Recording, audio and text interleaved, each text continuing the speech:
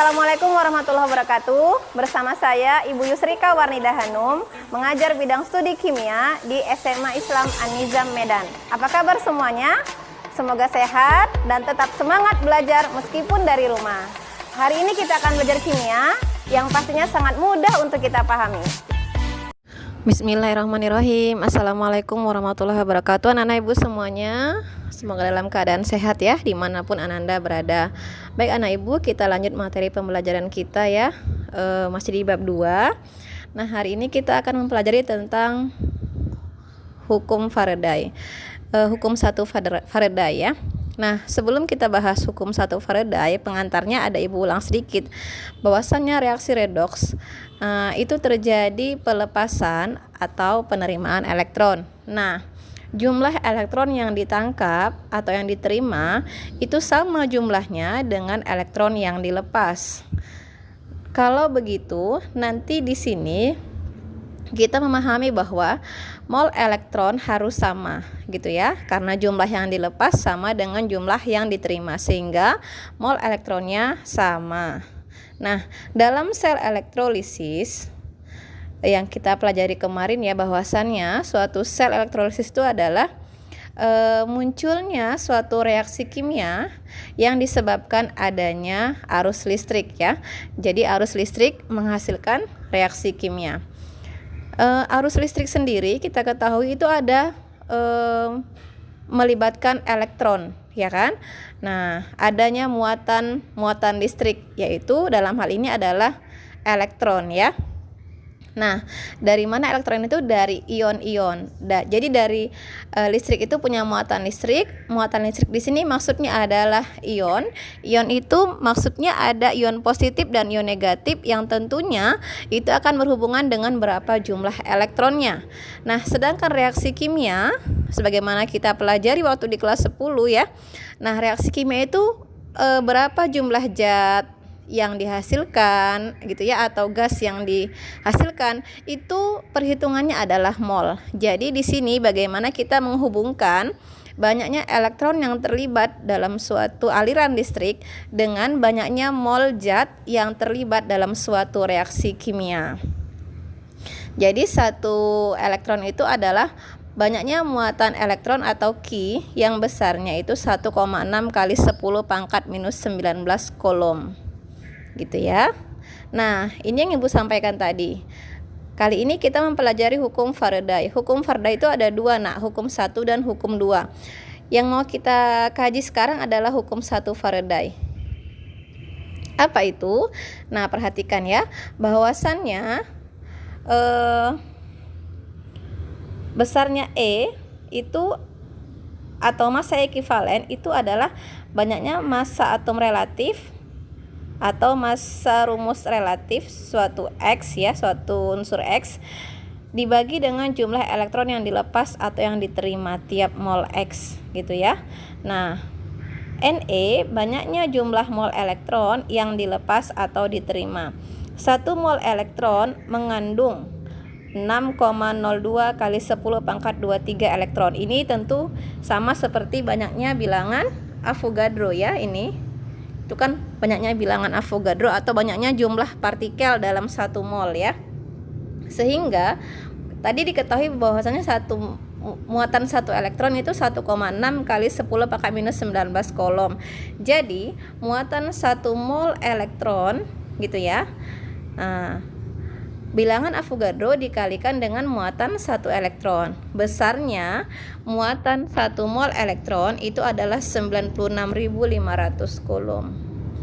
Nah, 96.500 kolom ini kita kenal dengan 1F, 1 Faraday. Itu maksudnya ya. Nah, hukum 1 Faraday, hukum 1 Faraday berbunyi massa zat. Nih bunyi hukum 1 Faraday ya. Massa zat yang diendapkan atau dilarutkan pada elektroda sebanding dengan banyaknya muatan listrik yang dilewatkan dalam sel tersebut dan massa molar zat tersebut. Atau W di sini adalah banyaknya massa zat yang dihasilkan ya. W sama dengan E dikali I dikali T per F. E adalah massa ekivalen, I adalah kuat arus besarnya satuannya ampere ya. T adalah waktu dalam satuan sekon dan F adalah tetapan Faraday yang besarnya 96.500 Coulomb. Jadi itu bunyi hukum 1 Faraday ya. Yaitu banyaknya massa zat yang diendapkan atau dilarutkan itu sebanding dengan banyaknya muatan listrik yang mengalir atau yang dilewatkan dalam suatu sel elektrolisis dan massa molar zat tersebut. Dari hukum 1 Faraday tadi ya, bahwasannya W sama dengan E dikali I dikali T per F ya. Jadi dari hukum 1 ini W per E itu kan bisa ditulis menjadi ini ya. W per E sama dengan I dikali T per F ya kan. W per E sama dengan I kali T per F. W per E banyaknya mol elektron atau perubahan bilok 1 mol zat. Sedangkan I dikali T per F itu sama dengan jumlah Faraday. Nah, jadi jumlah Faraday itu menunjukkan jumlah mol elektron sama dengan nilai perubahan bilok 1 mol zat ya kan. Atau ini dihubungkan ya. Nah, jadi jumlah Faraday itu adalah E dikali T per F tadi sama dengan W per E. W per E adalah jumlah mol elektron sama dengan nilai perubahan bilok 1 mol zat. Nah, pada hukum 1 Faraday ini biasanya nilai AR. Apa itu AR?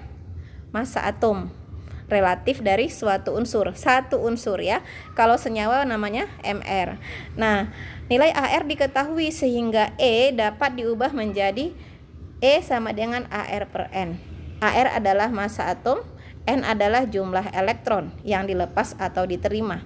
Sehingga hukum 1 Faraday dapat ditulis menjadi lebih sederhananya ya, atau lebih mudahnya kita mengingatnya adalah W sama dengan AR per N dikali I dikali T per F.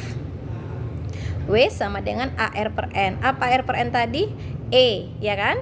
AR per N tadi kan adalah E. Nah, ini kalau E nya mau kita ganti ya, E nya itu dari sini kan.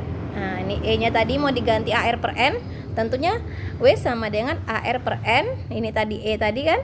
Kemudian EI dikali T per F. Nah, gitu ya. Nah, Ibu perhatikan contoh soal yang pertama. Tentukan massa Na yang mengendap pada katoda jika leburan NaCl. Tunggu ya. Nah, jika leburan NaCl, nih leburan NaCl dielektrolisis dengan arus 2 ampere selama 1 menit. Diketahui aRNA 23. Jawab. Nah, kalau kita menentukan berapa jumlah elektron yang terlibat, tentunya kita harus buat reaksi ionisasinya dulu ya. Nah, jadi NaCl terurai menjadi Na positif dan Cl negatif. Reaksi pada katoda, lihat ion positif dari leburan NaCl. Siapa? Tentunya ini kalau diuraikan kan jadi Na positif dan Cl negatif. Reaksi pada katoda, lihat ion positif, tentunya Na positif.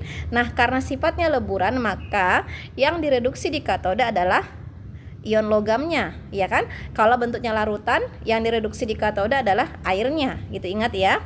Karena itu logam golongan 1A. Nah, Na positif tambah 1 elektron membentuk endapan Na. Nanti yang ditanyakan berapa massa Na yang mengendap, ini yang ditanyakan. Nah, gitu ya. Kemudian reaksi pada anoda Ibu lengkapi saja di sini. Sebenarnya reaksi pada anoda ini tidak diperlukan, ya kan? Nah, maka besarnya N sama dengan 1. N itu apa, Nak? Banyaknya elektron yang terlibat. N-nya Ibu bold di sini ya, 1 elektron. Maka N-nya sebanyak 1. T sama dengan 1 menit katanya. Nah, prosesnya selama 1 menit. Nah, 1 menit itu sama dengan 60 detik. Nah, sehingga W sama dengan AR per N dikali I dikali T per F. AR-nya 23, N-nya 1. 23 per 1 dikali I-nya 2 ampere, T-nya 60 menit, F-nya udah tetapan ya, 96.500 Coulomb ya. Nah, maka besarnya W sama dengan 0,029 gram atau banyaknya massa Na yang mengendap sebanyak 0,029 gram nih ya.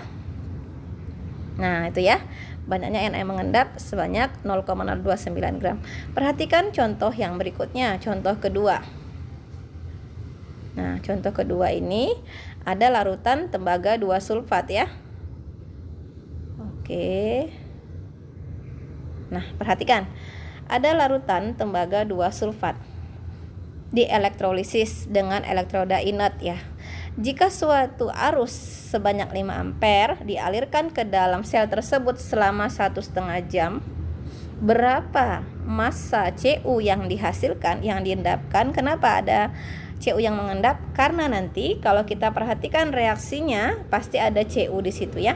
Nah, ini caranya, ini ada 2. Yang pertama jawaban yang ini ya, yang panjang ini. Kemudian yang kedua yang ibu bikin backgroundnya warna kuning. Kita bahas yang pertama dulu ya. Banyaknya muatan listrik atau Q itu besarnya sama dengan I dikali T. I-nya berapa? 5. T-nya berapa? T-nya 1,5 jam. 1 jam itu 60 menit. 1 menit itu 60 detik. Jadi kalikanlah itu. I-nya 5 dikali T. T-nya kalau dicari nanti hasilnya 5.400 detik ya. Ini ibu kasih di sini. Hasilnya muatan listriknya sebanyak 2,7 kali 10 pangkat 6 coulomb. 1 Faraday terdapat 9,65 kali 10 pangkat 4 coulomb atau 96.500 coulomb ya kan.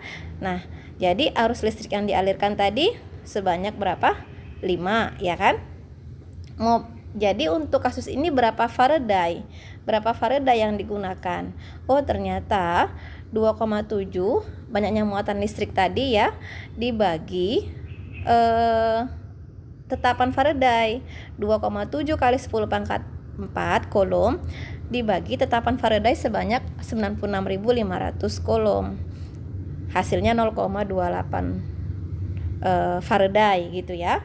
Nah, reaksi di katoda, perhatikan. Reaksi di katoda tentu lihat ion positif. Siapa? Cu2 positif.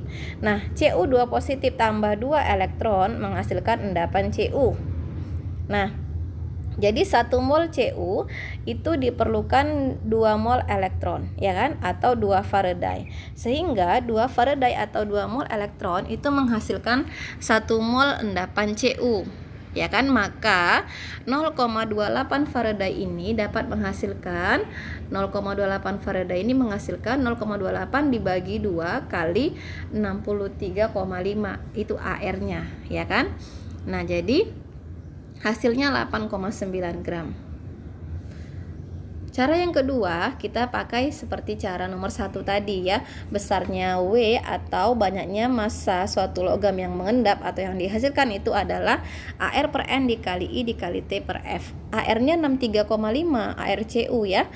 Dibagi N. N-nya berapa nak? 2. N-nya 2 kan? Nah, ini dia N-nya 2 karena mol elektronnya 2. Jadi W sama dengan AR per N 63,5 per 2 dikali I dikali T per F. I-nya 5 dikali T-nya 5.400 dibagi 96.500 coulomb. Jadi hasilnya dapat 8,9 gram ya. Dengan cara manapun bisa, tapi kalau ibu lebih suka dengan cara yang kuning ini ya, lebih mudah memahaminya. Hasilnya akan sama ya. Nah, baik anak ibu, itu 2 contoh soal ya. Semoga Anda bisa memahami dengan baik materi ini. Dilihat ulang, diperhatikan ulang, dan banyak berlatih ya. Tetap semangat belajarnya anak ibu ya. Nah, kemudian jaga kesehatan dan jangan lupa sholat. Baik anak ibu, terima kasih atas perhatiannya.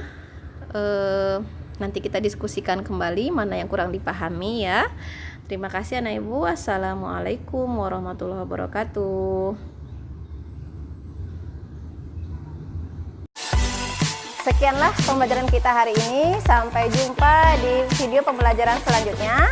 Jangan lupa like, comment, and share. SMA Islam An-Nizam, unggul, cerdas, Islami. Assalamualaikum warahmatullahi wabarakatuh.